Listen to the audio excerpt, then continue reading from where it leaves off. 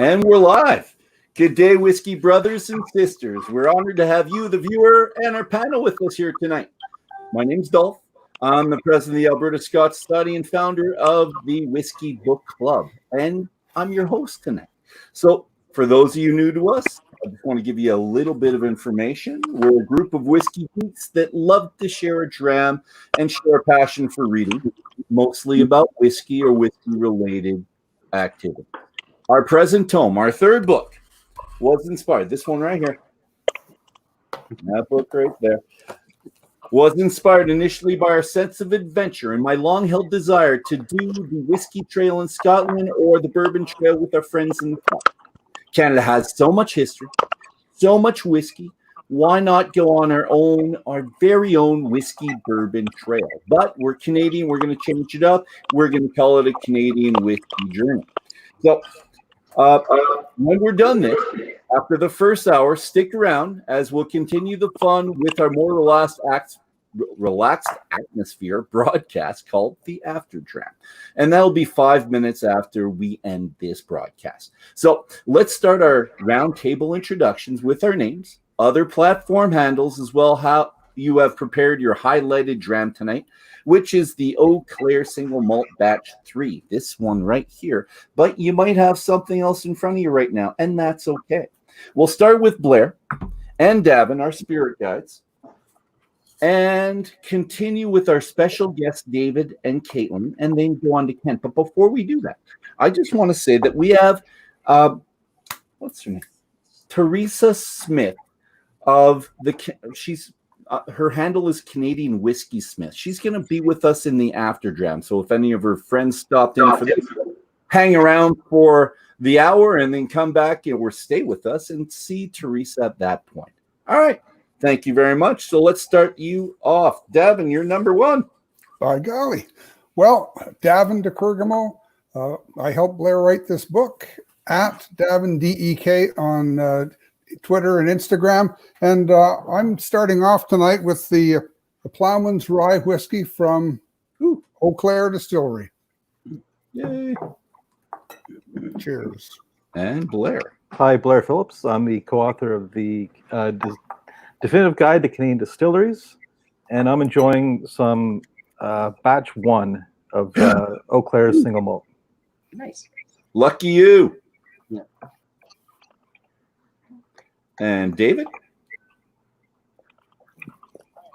Hi, I'm David Farran. I'm president of Eau Claire Distillery, and I've got 2 things that I'm enjoying. I've got the batch number 3 of Eau Claire whiskey, and because it's a hot day in Calgary, or a hot evening, I've also got an Eau Claire gin and tonic.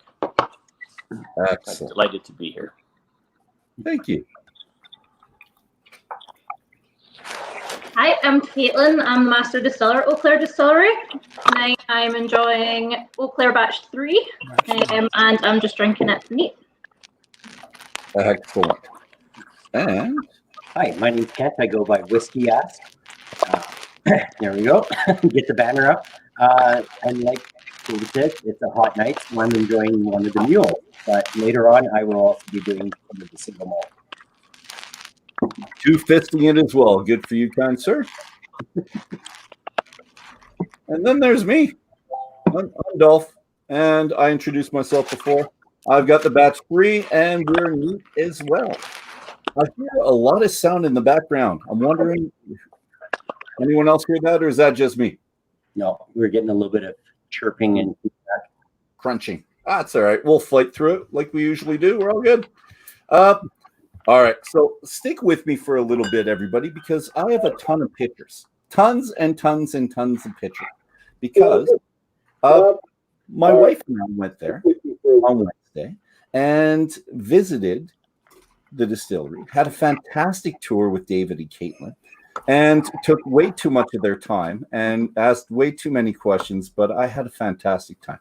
And my wife is very good at taking pictures of everything. So we've got a whole bunch of pictures. So let's start this off, and we're going one by one.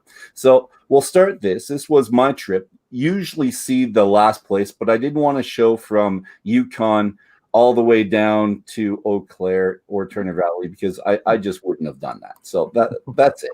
And we're going to have this because they're part of the Cowboy Trail, but I'm going to tell you a little bit of information about them. I'm just going to keep it going, a lot of it. So let's start with the Whiskey Row. So it's situated on the Cowboy Trail, and there's the pic of the Cowboy Trail, and specifically Whiskey Row. And you can read a little bit of information on Whiskey Row about the Sundance Kid and, well, 9th Street as well. But what it really is they pay homage to the illegal stills operation after the oil boom in this town for the second prohibition. Actually, it started July 1st, 1916.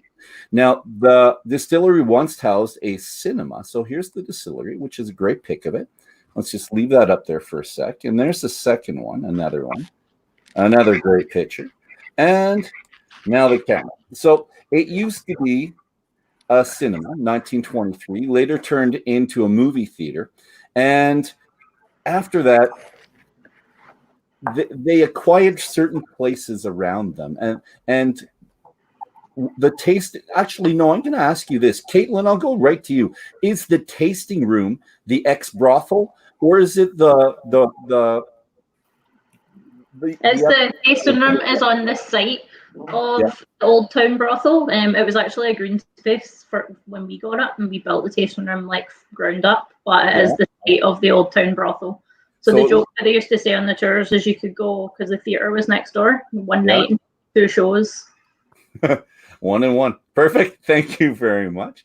So we have that for information. 2013, more information. They relaxed the Alberta liquor production laws and then enabled Eau Claire to break into the market as a craft distillery. And 2014, they released their first 2. Is it 3 Points vodka before the Parlor Gin or vice versa? 3 Point was the first. All right. 3 Points the first? Okay. So 3 Point, then the Parlor Gin. And Alberta's then, on December 8th, 11 o'clock in the morning, 2017, they released the bottle that Davin had. Davin, can you lift up that bottle again? Oh, Number sure. 1. There we go. That's the first single malt released in Alberta. I'll figure this out in a minute. There we go. There, that's good. That's number 1.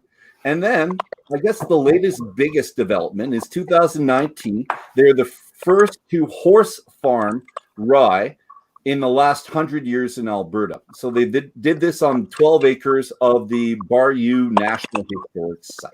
So that's a little bit of information. But Davin, and let's start with David.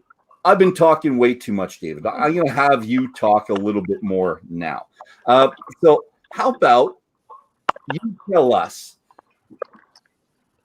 when we met you on Wednesday, I got the distinct impression that you're always working on 5 to 10 projects at a time in your mind.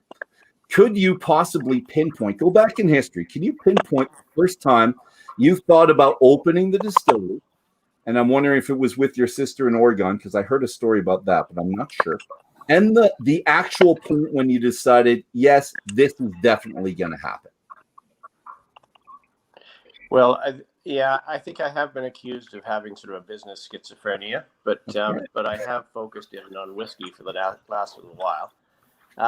And yes, I think there was a few times that the idea came up of creating a distillery. One was when we were horse farming and we were creating all this grain, not enough to send to the Canadian Wheat Board, but we were sort of wasting it. We thought, well, wouldn't it be fun if we actually, distilled some of this? Of course, that would be highly illegal at that time, but that probably wouldn't have stopped us if we were doing it in the backfield. And then, so that was all a funny ha-ha idea. And then I was down in Oregon visiting.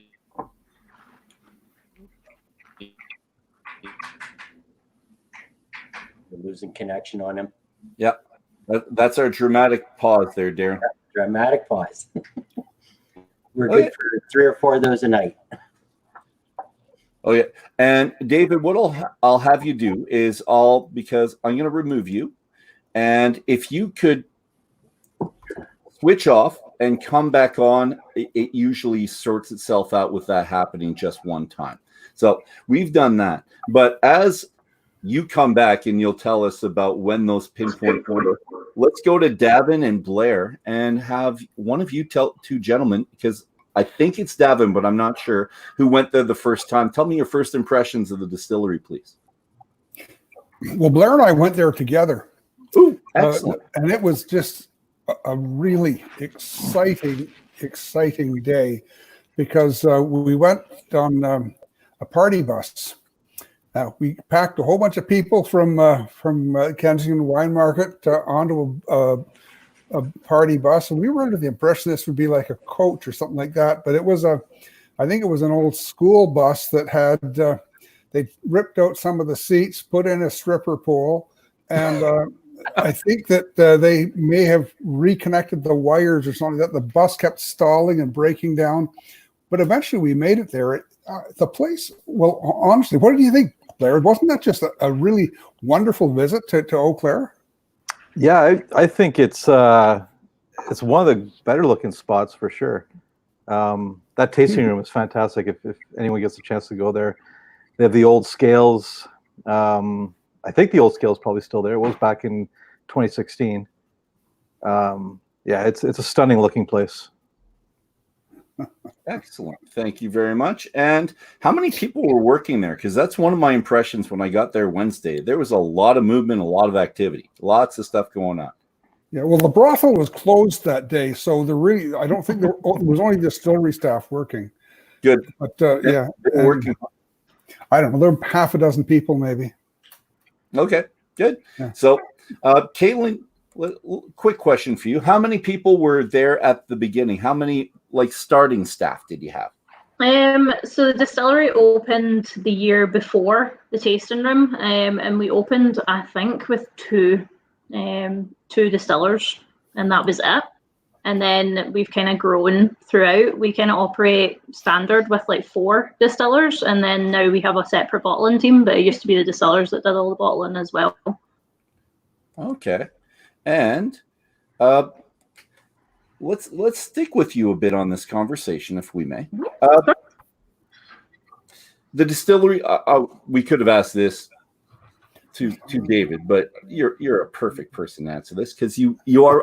I've seen your answer already different places. Why is the distillery called Eau Claire? How does Eau Claire and the Bow River Company work into the name somehow? And then I have a second question. Well, I don't know, David, did you hear that? Do you want me to answer it, or would you like to answer it? I got cut off and kicked out, but I'm back, so I don't know where I left all of you. But the name Eau Claire, of course, means clear water in French. So when you're distilling whiskey, that's a pretty important part of the recipe. And the Eau Claire and Bow River Lumber Company was an operating company that really created most of the timber for the early formation of Alberta, and was right in the area behind us in what we call Kananaskis country. So that's where the name came from, and the historical connection. Thank you very much. And we're going to come back to our previous question, David. Again, when did you make the decision to actually open it up? Because you were leading into it when you were thinking about it, but when was the actual decision? So it really started in the beginning of 2013. That's when we bought the equipment, and we were able to pull all of it together. But we weren't licensed by the government until the next year. Okay, and David, you've seemed to hook your wagon to some pretty good distillers there. So Caitlin, who we'll talk to again in a minute, and Larry Kerwin, who I'd like to know a little bit more about now, if you could. He's worked for Big Rock, Molson's, Carling O'Keefe, Okanagan Springs, Sleeman's, Sapporo. I'm probably missing some, but we don't know too much about him before you in this whole context. Could you tell us a little bit more about his role, what it was at the beginning, what he brought to the table as you were starting out, so to say, and how his role may have changed from what he brings to the table today? Well, Larry is probably one of the most experienced people in the spirits industry in Canada. He has spent most of his time, of course, in beer, and as you described, he worked for some of the big ones and, of course, the small ones. I met Larry when he came over as the second brewmaster at Big Rock Brewery. So I worked with him for a number of years, and we became great friends. And actually, when he was there, Ed McNally, who was the owner of the brewery, actually decided that he was going to build a distillery, and he was going to call it Longview Spirits. And I had been invited to help at that time. And then somewhere along the line, I think Ed was about 84 when he was discussing that. And he laughingly said, this is ridiculous. I won't even see maybe the 3-year-old. So I'm not going to follow through on this project. But Larry had done all the research. He'd sourced the equipment, and I think it was a bit of a hidden dream for him to get it to build a distillery. And then when he retired, I had this idea that wouldn't it be fun to build a distillery? And the first person I phoned up was Larry, and I said, Larry, I know that you're retired, but maybe we can pull you out of retirement to do this project. And with no hesitation, he jumped in with both feet, and we embarked on sourcing the equipment and pulling it all together, all with the knowledge that he was doing this as sort of a retirement project, and that as soon as we were up and running, he would be there more as a supporter and a helper than an active participant. And that's how we realized we needed somebody like Caitlin who could really be our expert on the ground. And so the two of them have been a wonderful partnership, I think, in distilling. Nice. See, nice comments to you, Caitlin. And there's going to be a lot of more love coming your way tonight too, I think. David, I've seen the name Brad Stevens a few times in articles, especially at Startup Point. Can you tell us a little bit more about him as well? Yeah. Well, Brad is a great guy. I knew Brad, not anything to do with distilling, but prior to the startup of Eau Claire Distillery, I owned a company called Associate Veterinary Clinics, and we started that, and we were a consolidator of veterinary clinics across the country. And Brad was the chief financial officer there. And so we probably for 10 years we were building a company, and a very successful thing that we eventually sold in 2013, which was probably the other reason why I got involved in starting a new project, because my wife Margaret said, for God's sakes, you've got to do something. You can't sit at the kitchen table all this time. So I needed something to do. And so again, I pulled in Brad as a team member and said, can you help us get this started? And he did. And he Brad was really retired at that point. So he didn't, keep going with it, but he certainly helped in that early seminal stage. So you picked well. You picked two guys to help you start up, get you going, and then get out. That's perfect. I think that's good. Yeah. But it's the horses. Tell us about the horses, David. Oh, I've got some pictures. Go ahead, David. Well, the horses are a pretty important part of our team, and literally our team. It was really a labor of love. And there were two things that we were trying. One was as a hobby, and I've probably been doing it for about 12 or 15 years of farming with horses. There's just not a lot of knowledge. We are the last, we're not even the last generation. Our grandfathers were the last generation that knew how to do it, how to drive horses, how to get the equipment working, and how to actually farm with it. And we felt that we were losing that, that important legacy. And so on weekends, that's what we were doing. We were learning how to do it. We would bring up some Amish people from the States to teach us how to do it, because they're the last people that are truly using it for commercial reasons in North America. And we sourced out well-trained Percheron horses from the U.S. And then we had horse farmers come and help us every spring. And part of it would be they would be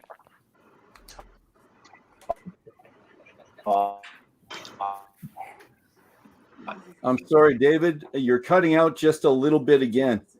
So I'm going to ask Caitlin a question to kind of give us a little bit of time to get your video and the video. Caitlin, this will go to you. So the first distiller, he's there. He's part of your life. He's kind of, can we call him a mentor for a little while for you? Yeah, for sure. Yeah, for sure. So he's there. And you come on over, and here's a picture with you. This is Gertrude, right? Yeah, that's Trudy. Yep. This one's Trudy? Yep, that's Trudy. Gertrude's our Sunday name. Trudy is our name. Here's the other one. This one's Ethel Merman then, right? Yes, that's Ethel. Perfect. It's a very shiny Ethel. She doesn't look like that every day. Okay. And who's the third? Now, I've got a picture of two other gentlemen. I'm wondering if one of them is the third master distiller. No, neither of them are. Okay, no, our third master distiller actually just joined us. He's been with the company just over a year, close to a year and a half now. I did my chemistry degree with him. And then I went on to do the brewing and distilling course at Heriot-Watt and then came out here. He then worked for William Grant & Sons in the lab with his chemistry degree and then went back the year after me and did the brewing and distilling. Oh, wow. So I've known him for probably 8 years now, but brought him out about a year and a half ago. His name's Daniel Gowrie, or Danny. And yeah, he kind of completed our triad of master distillers at Eau Claire. Okay. 3. That's a lot of master distillers. And Davin, they're appropriately named because they all went through that program. Correct? At Heriot-Watt? Well, you know, I met Gail Fanjoy out at Sussex Distillery in New Brunswick. She called herself a mistress distiller. And believe me, she does everything. Yeah. Caitlin, is that something you want to take on, the mistress distiller? Yeah, maybe I'll be mistress. The other two can be master. That sounds pretty cool. Caitlin, we're going to still focus on you for a little bit, if that's okay. Fine. So we have a little bit of background. I've read a few articles that focus on you completely, at least a very large quantity of the articles, because there's not too many female master distillers out there in Canada. But with one, obviously, another mistress. You're born in Winnipeg. And left it 18 months to go to Scotland. You stayed there your whole childhood, got your Bachelor of Science from Glasgow, got your Master's at Edinburgh Heriot-Watt. Yep. The place where Blair referred to as Harvard Distilling. Okay. And I know we have a couple questions about you. So I just want to get kind of the background stuff so you don't have to repeat that. And Kent, do you have any questions from the side that we want to ask Caitlin, our mistress distiller? We're kind of just leading right into that. Nicole actually has a question for what convinced you to come back to Alberta? Well, David actually offered me the job, and that's what convinced me to come back. I was 24. I think I got the email when I was walking into my last exam at Heriot-Watt. And I thought, why not? Like, I've got my dual nationality. I just got my Canadian passport and came through. I came originally thinking, I'll stay for a year, and if I don't like it, I'll leave. And it's been 5 now. Excellent. Kent, I'm going to come back to you in a second. Just one more question for here. You might not have a family background in distilling. Your mother has a store in Scotland, but what drew you into distilling after your Bachelor of Science? Because it's not a natural progression for people. It's a very focused way to go. What got you on that route? Well, I did my honours in chemistry, and then from there I was looking at different jobs in the chemistry industry, and I didn't really find any of them interesting. They didn't bring me joy. They didn't incite any passion in any way. So I was looking at different courses I could do, different masters, where I could kind of use my chemistry but change it a little bit. So that's when I found the Heriot Watt course. And what's better than using my chemistry degree but being able to drink what I make at the end, as opposed to any other chemistry job? I think that's a fantastic idea. I'm glad you did. Kent, you have another one? Yeah, Dave is asking, how long was the brewing and distilling course? So because I did my undergrad in chemistry, I only had to do 1 year for a master's, but you can do a 4-year undergrad straight out of high school. Yeah, So, because for your age, you're very well educated for for being so young. So it's kind of interesting to see somebody of your age in your position and excelling at it. Obviously, your boss is here. We can't talk about him too much, but obviously he has given you some reins to be creative in your job as well. How are you finding that? For sure. Like, when a lot of people ask me why I chose to come here and do distilling as opposed to in Scotland, I think especially the whiskey distilleries in Scotland, it's all been around for hundreds of years. I would have kind of slotted in at the bottom and worked my way up, and had maybe little bits to do with each process. But coming to Canada, and especially Alberta, where the craft distilling industry was so young, coming into the first craft distillery in Alberta, I had kind of free reign, and we could experiment. I can do things and have it on the shelf like a week later. We can touch every part of the process as well. Whereas in bigger distilleries, you'd have separate people for warehousing and separate people for mashing, separate people for distilling. Whereas we see it straight through from grain right through when we pull it back out of the barrel after 3 years. So you get to be in complete control of everything and everyone there. Yeah, excellent. Except for David. Except for David. No one can control David. You might want to, but do the horses control David though? Many have tried. No one has succeeded. And all right. A question about what horse teams do you run? For David, yeah. Sorry. What kind of I horses missed that. do you Sorry. run? Yeah, what kind of horses do you run? Like, what is your? We use Percheron horses is the predominant breed that we have. I do have a pair of oxen that we use as well, which is kind of fun. Cool. Kicking old school. And but yeah, they're a bit slow. So, but I guess when you're in the distilling business, you got to be patient and slow anyway. So, but yeah, it's mostly Percherons. well, we'd call it patient. I don't think I'd call you slow there, buddy. We're good. Caitlin, back to you. 2016, you stated the main reason you get into that field was because you could create anything, and you just said why. Because you like to be in control. You want to be in control. I want to know what you're responsible for creating. So my very first recipe was the Christmas gin, which obviously has been popular. We've brought back every year in different formats now. That was my very first one. Then we had the cherry gin, the apple brandy, the whiskies. Obviously, the first whiskey I didn't fill the barrels. That would have been Larry and his team the year before I started. But I was involved in the blending. Same with batch 2, and then batch 3 was kind of start to finish. I saw the spirit go into the barrels and the spirit come back out and blend. Excellent. And as you do this, could you bring me through the process, your creative process? You've got a small still that you work with, correct? Yep. How many liters is this small still? And I've got a picture of it if I can get down to it somewhere. Oh, no, I found it right here. That one. Correct? Yeah. Yeah, Okay. so that one is, I think, is like 10 or 15 liters. Okay. I very rarely work on that one now, as you probably saw David uses it as a prop more than anything now. But I do have a smaller version. I've got a 5-liter lab still that I use fairly regularly. And that's mainly for gin distillations. You can't really get much out of a whiskey distillation in a 5-liter still. Okay. But doing like gin recipes and stuff like that, I'll do them on that before moving up to either Ethel or Gertrude. Perfect. David, how much free reign does Caitlin have to be creative with whatever she wants to make? because the Christmas gin seems a bit off, because you don't think of frankincense and myrrh as usual things in a gin, right? And then finally, this year, you put the gold pricing, so gold, frankincense, and myrrh. It was fantastic. So how much free reign does she have?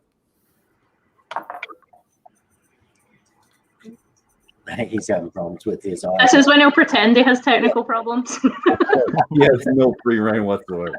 So, Caitlin, do You you can't have say it publicly. So what do? Do you bring it to the other master distillers, say, what do you think? Do you bring it to Davin, say, can we sell this? I'm wondering if it's more a business proposition or if it's kind of a money thing or if it's just creativity. It's kind of like some are both ways. Like for Christmas gin, that was just I thought that I wanted to try it. David said, why not try it? We'll taste it, see how it goes. We can put it in, because the joy of us being so small is we can do like a 60 case run and you're not really losing much if it's not super popular. Right. So yeah, like a lot of them are like that. A couple of times now that at the beginning we didn't have a fully fledged sales and marketing team. Now we have a full sales and marketing team, so they'll come to me and they'll be like the Spruce Berry Smash is our latest RTD. They wanted something vodka based. That was pretty much the direction they gave me, and then I had free reign with what I did with that, so that we'd have 2 vodkas and 2 gins in the RTD section. So sometimes it's like logistics like that, where we're trying to fill a gap in our portfolio, and then I get free reign for like flavor profile after that. Excellent.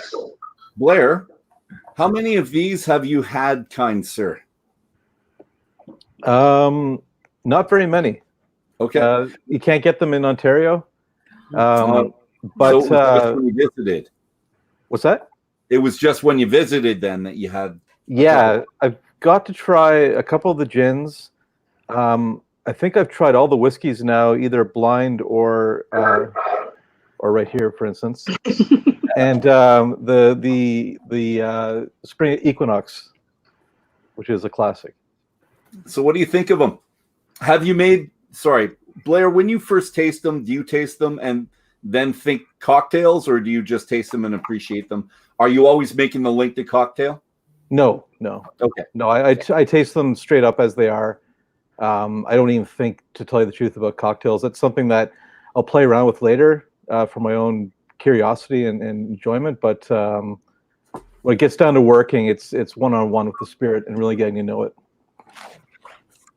And you probably haven't seen the gold, frankincense, and myrrh then, right, Blair? No, I haven't. I haven't seen that, no. It sounds fascinating, though. It's great. And when I was there talking to Caitlin on Wednesday, she said people were collecting all of them. And Caitlin, first one was 2015 of The first whiskey. the Christmas. Oh, the Christmas gin was 2015. Yes. So you're on. So 5 renditions of it so far. Cool. Well, Davin, this year will be the 5th. Yeah. this year 5th. Davin, how many have you tried? I've got all the whiskeys and I have not tried the other spirits except for the Equinox. The problem with the Equinox is that it's so good that it doesn't last very long. My goodness, that is wonderful, wonderful stuff.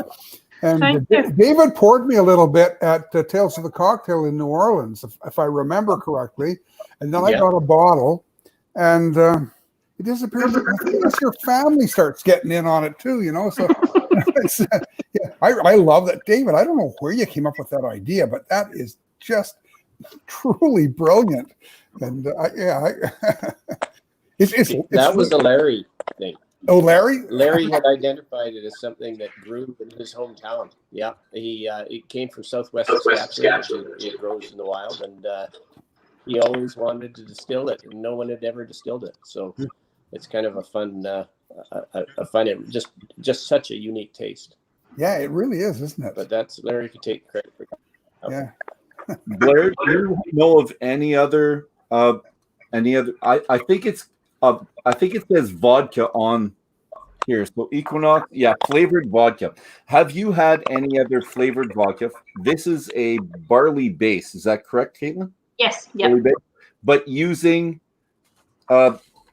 cactus. Is there any other drinks that you can think of that use cacti? I know in Texas there's a distillery that makes a vodka with it, and there's a moonshine. And I think in southern Italy, there's also a couple spirits, liqueurs, and stuff like that. But in Canada, this is one of a kind for sure. You are it. You're it, guys. David, it's a long question. I'm very sorry.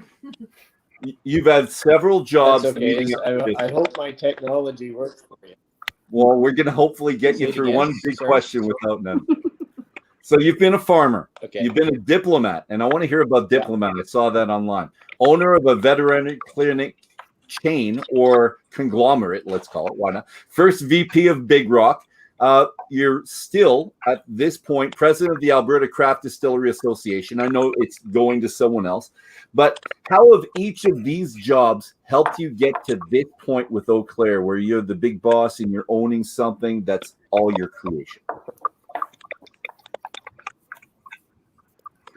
I think it's just the fun of the creativity of the entrepreneurial spirit. It really allows us to do so many things and have so much fun, because in some of my last ventures, you have a lot of responsibility, and in particular in the veterinary industry, you were in a very sort of old and staid industry. But the challenge was there's no marketing, there's no creativity in it. So I think what I love so much about distilling is that it's a free rein to take what is a many thousands of year old industry, but put our sort of modern twist on it, and still link ourselves to tradition and history. So it has a bit of a combination of everything for me. And is a bit of the culmination of all of my weird and quirky, career moves that I've had along the way. And they've always been in the public eye, though, because I see you on camera, and you always seem to be quite at ease on camera. You're okay talking to people, and you just met me on Wednesday, and after about 2 minutes, you were willing to take us around, take us out back, show us things that maybe other people, or just made us feel special. So I think this is something that you might be good at anyways. Did this happen naturally, or were you always a people person, in the camera kind of guy? I think that I certainly, I enjoy people, and I don't think you can be in this industry or any business without enjoying being around people, and being a bit of a people person. And certainly part of my careers have not been, I can tell you that when you're in the veterinary business, if you end up in front of a camera, it means that there's something bad and someone's dog has died or been lost or something happens. So that's the kind of publicity that you avoid. But yeah, I feel pretty comfortable in front of people because I'm confident in what we're doing, I think, and I'm also confident in the team around me. So it gives you that sort of ability to go forth with great confidence in all fronts. Pretty easy to be relying on a team that you actually handpicked everybody. That's pretty good. It's a nice feeling. Well, this is your baby you've created, and right.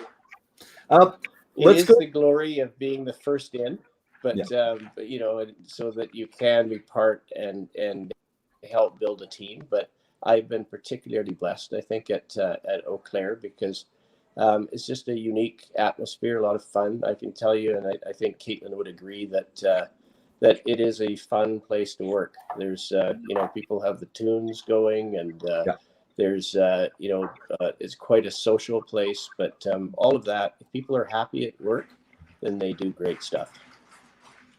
I agree. Can you tell me a little bit more about the Alberta Craft Distillery Association, the presidency? What did you do? Can we call it a political sphere? Like, were you backbenching? Were you trying to put pressure on politicians or the government to do something? Yeah, I would say that without a doubt. I mean, when you have to sort of break into a new industry, you've got to really muscle in and ask for things. We've been through really two Alberta governments that,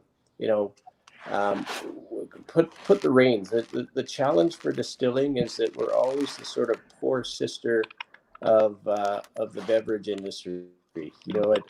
Beer can do some things, but we always, we're not allowed in other places. And somehow I think that the world thinks that we're going to poison everybody with distilled products, and it's really a hangover that goes back to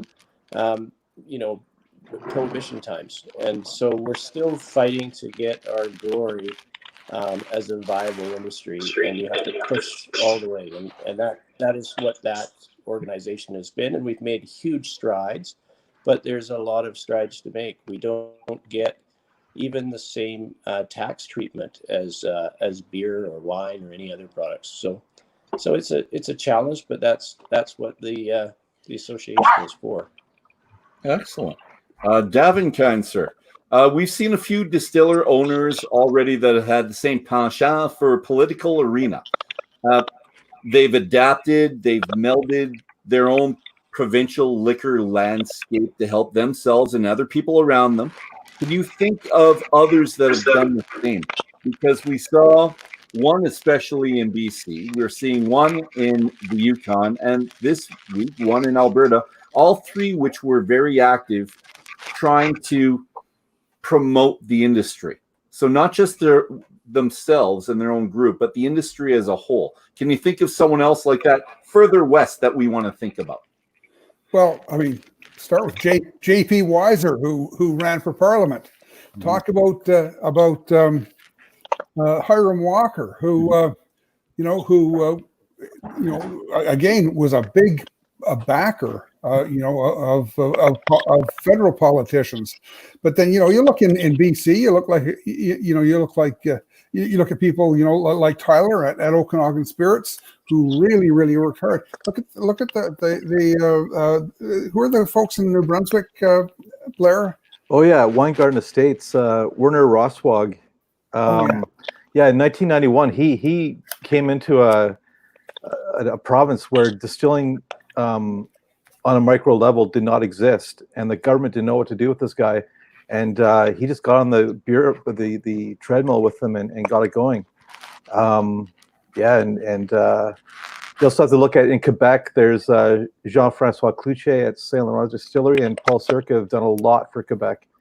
Those are some of the big names that people should know about. Yeah, I think that in Ontario it was a bit of a disaster, though, because when the Craft Distillery Association formed, they elected somebody who decided that the big distillers were the enemy, and the guy was a lawyer, and he was looking for any excuse to sue anybody, and it ended up being a big fight between the government and the craft distillers. Now they got lots of press, but not much helpful press, and everyone they played the underdog, but ultimately the politicians just got so ticked off. They said, well, you get your act together, guys, and come back and talk to us.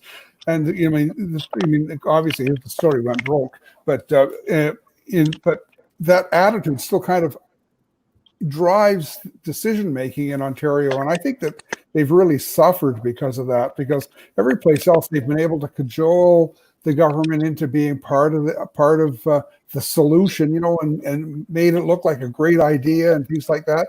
And of course, the major distilleries were never competition. I mean, they looked at the small distillers as incubators, and so I think that there've been a lot of people who've really done a lot of good, but you have to look at the long game. You can't just say, I want to win something now. I want to get my case, and if you don't do it my way, I'm going to sue you. It doesn't work. Okay. And no, great answer. And I was going to say, if you want to know more about the political landscape and alcohol in Canada, go back and buy this book right here. That was our first book club book, and we loved it, and we learned tons by it. Yeah. My friend Teresa Smith, who just finished a 19 distillery tour of Alberta, and she's going to be on with us in the next segment. She just sent a note saying here, Canada produces some of the best grain in the world and has some of the best water, especially in Alberta. We should have been supporting craft distilling long ago. I'm telling you, we are producing some wonderful, wonderful spirits from distilleries that have only been around, 10 years, some of them less than that. So yeah, you're absolutely right. And Alberta is really,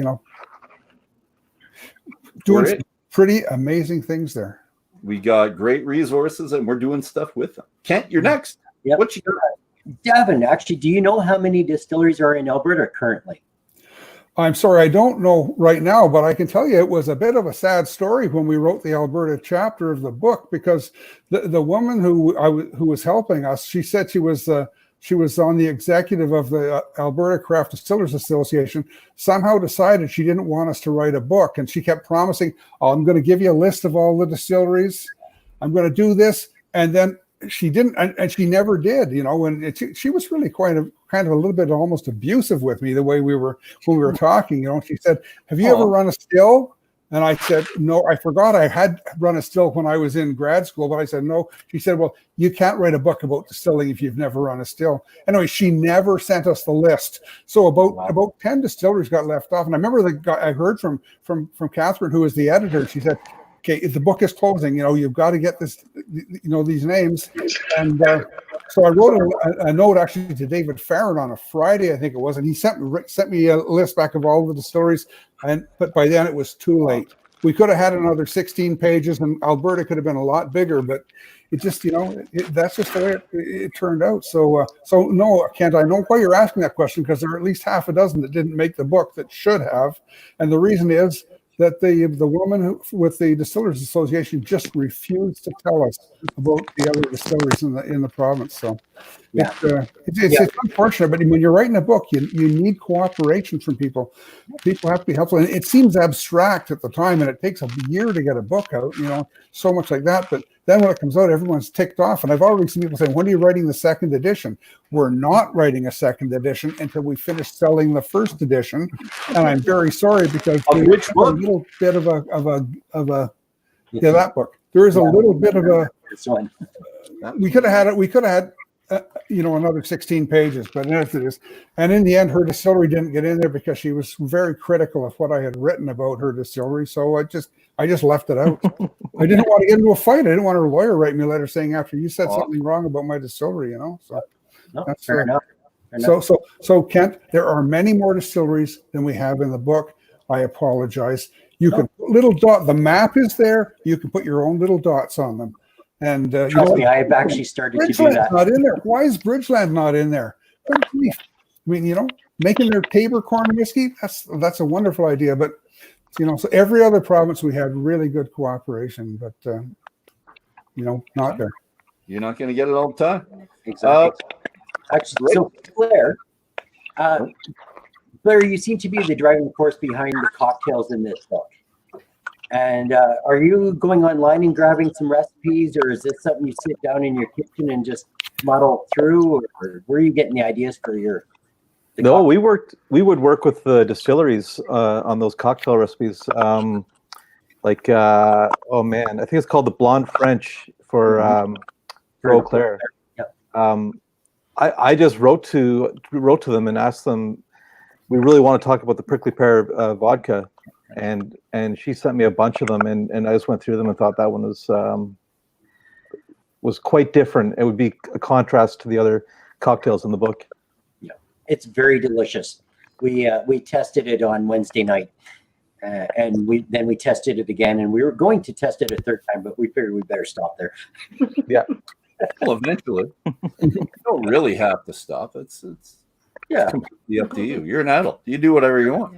All right. We had a nice comment on the side, which leads us into the next one. And I put it up before I should have, right there. So the new barrel-aged Stampede Gin, pretty tasty. And it is. So I don't want to say but we're not talking about the Stampede Gin, although it might be lovely. We're talking about the single malt batch 3, and we're talking about the Prickly Pear Equinox. Now I've got a couple pictures, so let's put those up so everyone sees them as well. So, there's the Cherry Gin, which we talked about previously, and there's several there. Oh, sorry, let's get that out. Take Teresa's banner out. Sorry, guys. Oh, there we go. So we've got, is that 3 points vodka? Yep. And the parlor. And the parlor gin, and then that was the first version of the prickly pear when we still had it in our distillers series label. And there's the prickly pear right there. Equinox. And let's get back to the batch 3. So I think if we all could talk about this, what's in our glasses right now, I'd like to know what everyone thinks about this number 3. This one right there. And Davin, I'm going to ask you, because you've got batch 1 in front of you. Have you had both side by side? I don't want to put you on the spot, but if you've had both side by side, did you distinguish a difference between them? Well, I'm sorry to tell you, but I have finished batch 3. So I have the bottle here, but I don't have any whiskey. Okay. The whiskey from Eau Claire was good right from the very start. And I don't know if you've got the Plowman's Rye, or if you have, but one of you has batch 1, and it tastes good. Like sometimes when you get new, the first batch of whiskey from a distillery, sometimes you can still taste a little bit of those clay notes and those.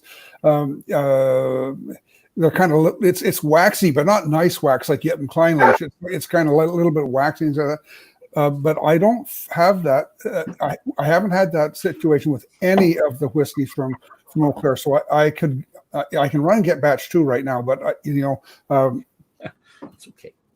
It's okay. I'm not going to do a head-to-head comparison because I don't have batch 3 in front of me, and your memory always changes over time. But right now, drinking the Plowman's Rye, I'm remembering how much I enjoyed that.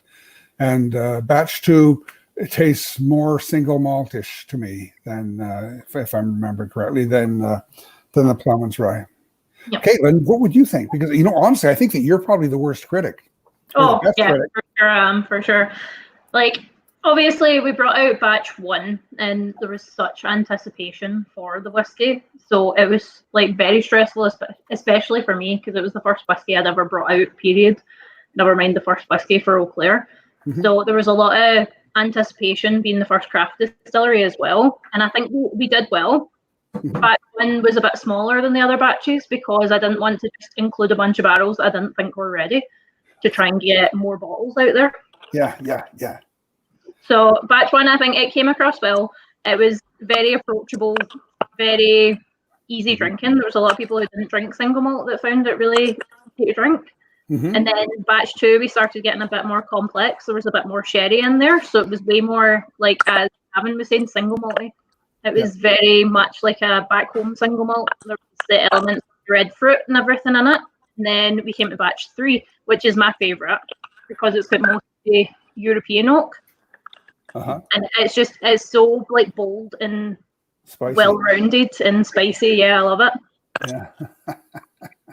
And I'm probably biased because I started start to finish. I saw the spirit being made, the spirit going into barrels, and I picked the barrels and blended it. So this is completely my way. And it did well at the World Whiskey Awards too. Yes, yeah, it did. Which is always a surprise. We send stuff away, and I don't try and get my hopes up. And then when they come back, it's exciting. Yeah. And what do you think there, Blair?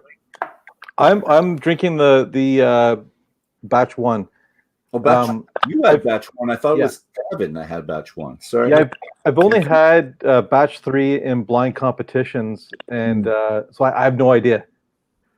But I was part of the panel for the for when number 3 won the silver medal, and so I do have a recollection of it. But I like it. Yeah. That's good. David, what do you think? I know you're biased, but I'm naturally biased, and I'm almost scared to speak in case I get cut off again because I'm having trouble with this. We're getting you in as much technology. As you can. When I see you move, I'm going. Yeah. Okay.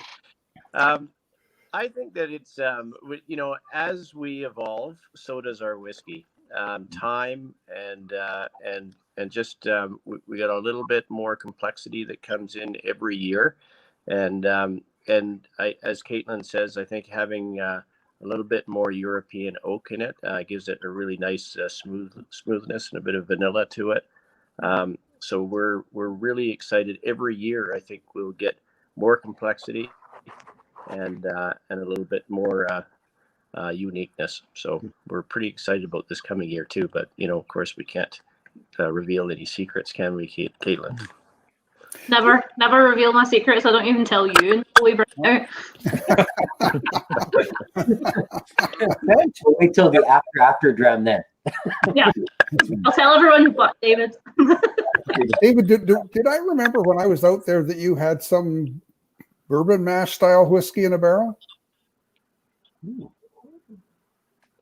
I did some bourbon. Were you making something in a maybe it's like maybe? I think that must be the secret for Oh, for Pete's sake, I'm very sorry. No. Pop it. I remember we all sitting around the table where you're serving a charcuterie and we were tasting all these whiskeys and whoa, this stuff's really pretty good. I remember that. Yeah. Were you on that tour, Dolph? What's that? Were you on that tour? No, but I wish. Goodness. There were times when you wished. All the time. I always want to be where the people are, where the information's flowing, Davin. It's where I want to be. Well, there was stuff flowing there. I'm not sure it was information, but there was on the bus. The alcohol usually comes the information. Ken, did you actually have the whiskey? Did you get off your Moscow Mule? Yes, I did. Yeah. What do you think, sir? I am quite enjoying this. I'm kind of wishing that I had 1, 2, and 3 together just to do a side by side. Yeah, it's. I'm gonna go hunting now. Somewhere somebody's got a 1 and a 2 sitting on the shelf. Good luck on the 1, but that's okay. And I found the rye, Caitlin. Caitlin said she was going to try to find the rye for me, but I found it in Bragg Creek. Yeah. So, it was their last one, but I got it, and I'm happy. So I'm good. Have you found this one yet? Oh, sorry. Have you found that one yet?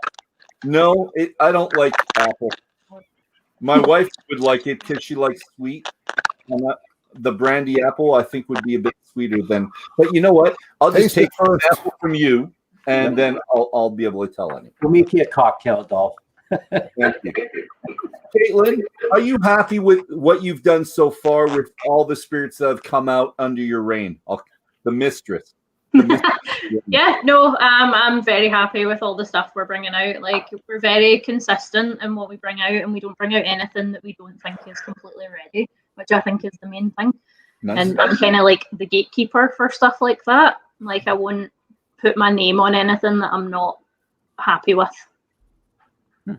So, Caitlin, as a younger generation master brewer, do you find there's extra challenges, or are your new ways of thinking bringing you to more innovation in your craft?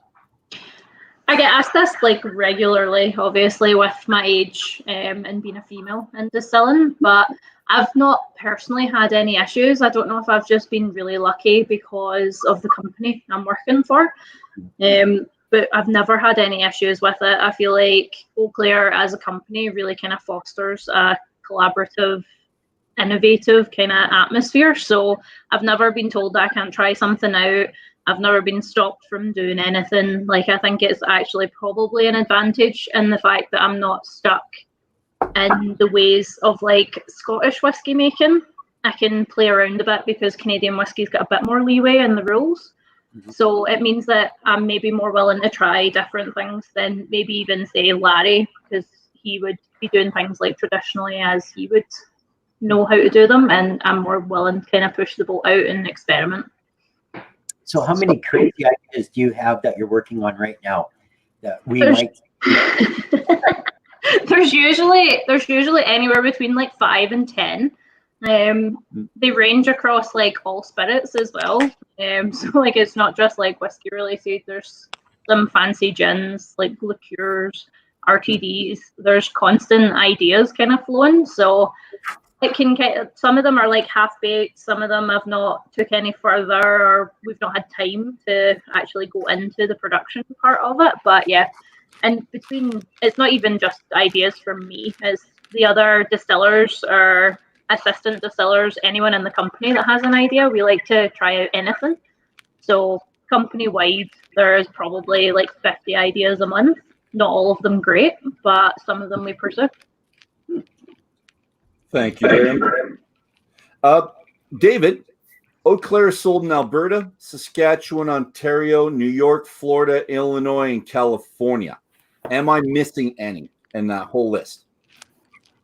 I think David's frozen. Yep. Oh, He's on a plane. Caitlin, where do we buy Eau Claire? Ontario, New York, Florida, Illinois, California. Any others that I'm missing?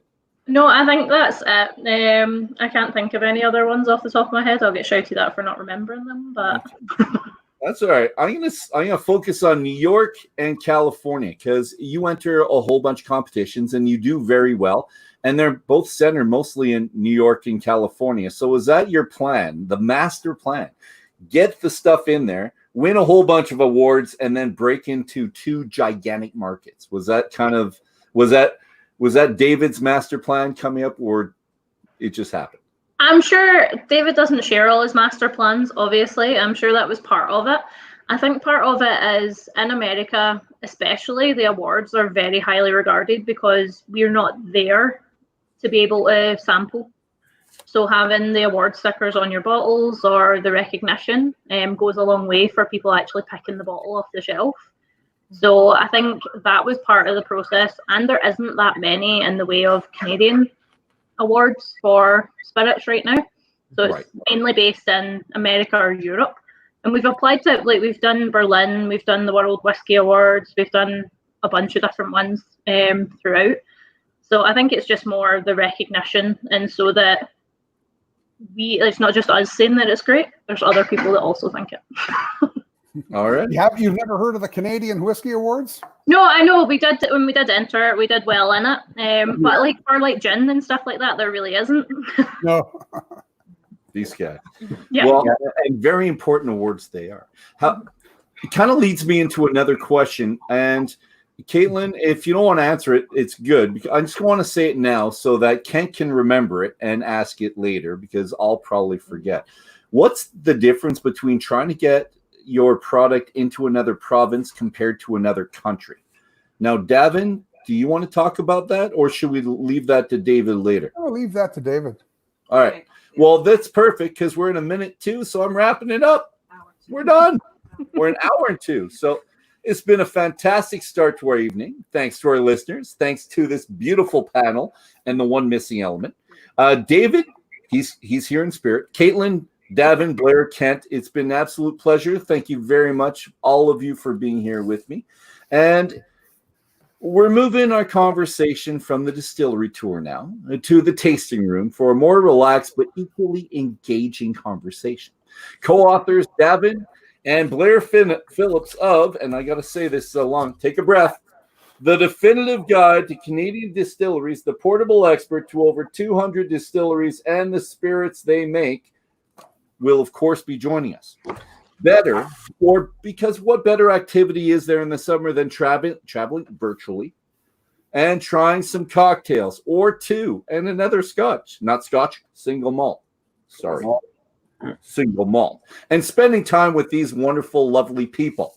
And David when he comes back. So please join us in about 5 minutes on this channel for the After Jam. If you don't want to miss a minute of the next 11 weeks, please click the like button, subscribe, and we will see you all soon. So thank you all very much. I got to cheers you. It's with water. I'm sorry. I'm with water, and it's good. And I will see you all in about 5 minutes. And Thanks. Teresa's coming in for the after.